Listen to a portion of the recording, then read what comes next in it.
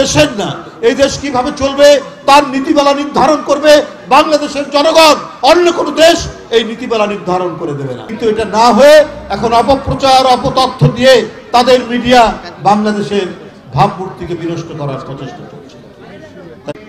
জাতীয় আন্তর্জাতিক নানা চক্রান্তের মধ্যে দিয়ে আমরা গণতন্ত্রের পথে হাঁটছি।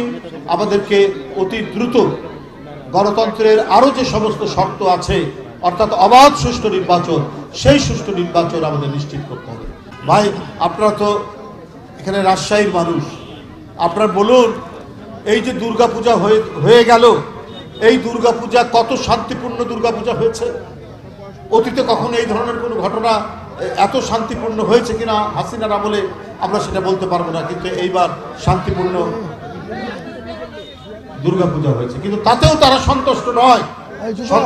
এই কারণে তারা চায় যে বাংলাদেশে সংঘাত হোক, সহিংসতা হোক, বাংলাদেশে সাম্প্রদায়িক দাঙ্গা হোক, তাহলেই তারা বাংলাদেশের যে পরিবর্তন, এই পরিবর্তনের মুখে তারা চুনকালি দিতে পারে।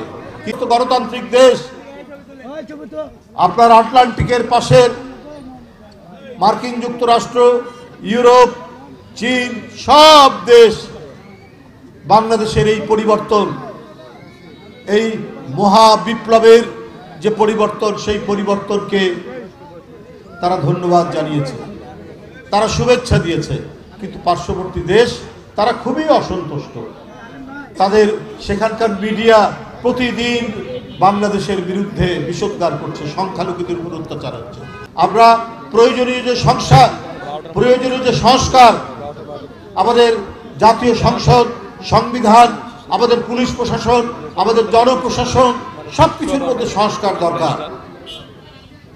কিন্তু এই সংস্কারের নামে কালক্ষেপণ করে শুধু এইটা নিয়ে বাদানুবাদ এবং এটা নিয়ে তর্ক বিতর্ক চললে পরে আমাদের যে প্রধান অবজেক্টিভ, বাংলাদেশের মানুষ 17 বছর তারা ভোট দিতে পারেনি, অবাধ ও সুষ্ঠু নির্বাচনকে আকাশের দূরতম তারা করে দেওয়া হয়েছে। মানুষ শুধু শোনে, জানে, কিন্তু আসলেই কোনো অবাধ সুষ্ঠু নির্বাচন হয়নি। এগুলো তো নিশ্চিত করতে হবে। ডক্টর মোহাম্মদ ইউনূস সাহেবের যে সরকার, এই সরকারকে সমস্ত গণতান্ত্রিক রাজনৈতিক দল সমর্থন করেছে। উনি একজন গুণী মানুষ, নিঃসন্দেহে তিনি বাংলাদেশের জন্য সম্মান বয়ে নিয়ে এসছেন। কিন্তু তাকে কোনো ধরনের বিভ্রান্তির মধ্যে যদি কেউ ফেলে, এটা তখন মানুষের কাছে বড় প্রশ্ন হবে। আপনি অবাধ সুষ্ঠু নির্বাচনের জন্য আপনি তারিখ ঘোষণা করুন, আপনি বলুন যে এত সময়ের মধ্যে নির্বাচন হবে এবং অবাধ সুষ্ঠু নির্বাচন, যদিও সেই বিষয়ে তিনি বারবার বলছেন। সুতরাং আমরা এই বিষয়ে আর কোনো কথা বলতে চাই না। সরকার যথাযথ উদ্যোগ গ্রহণ করবেন এবং সত্যিকার অর্থে একটা শক্তিশালী গণতন্ত্র, যেখানে প্রত্যেকটি মানুষ স্বাধীন থাকবে। শেখ হাসিনার আমলে আমরা কথা বলতে ভয় পেতাম, আমরা ডান দিকে তাকাতে ভয় পেতাম, বাম দিকে তাকাতে ভয় পেতাম।